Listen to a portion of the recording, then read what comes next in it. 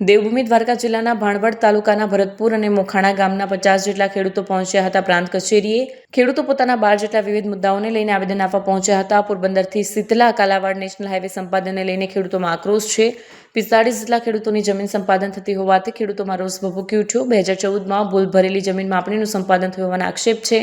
સંપાદન થયેલ ખેતીની જમીનમાં સર્વે નંબરની નોંધ હટાવી દેવા માંગ કરાઈ છે। ખેડૂતોની જમીન યોગ્ય જગ્યાએ રહે અને યોગ્ય વળતર મળે તેવી માંગ કરાઈ છે। ખેડૂતોની માંગ સંતોષવા નહીં આવે તો ખેડૂતોએ ગાંધી ચિંધ્યા માર્ગે જવાની ચીમકી ઉચ્ચારી છે।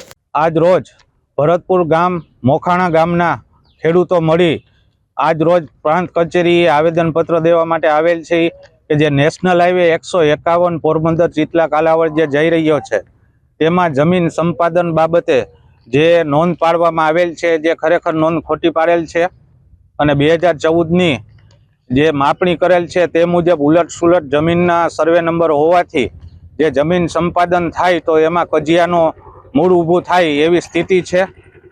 તો આ સ્થિતિ ના થાય તે બાબતે અમે રજૂઆત કરવા માટે આવેલ છે।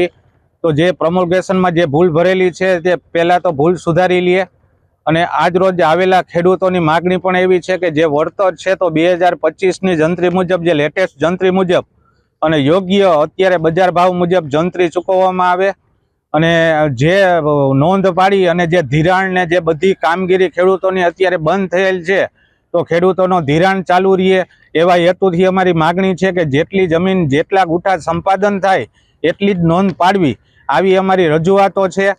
અને અમારે ખેડૂતોને સર્વિસ રોડ પ્રોવાઈડ કરવો અમારી માગણી તો એવી છે કે જે અત્યારે હયાત રોડ છે જે નેશનલ હાઈવે જ છે તો નેશનલ હાઈવે છે તો એને પોળો કરો। એમાં જે સંપાદન થાય તો એમાં કોઈ અમારી ઓલી છે નહીં કે અમારે જમીન સંપાદન નથી કરવું તો જે અત્યારે રોડ છે તેને પોળો કરવાની અમારી માગણી છે।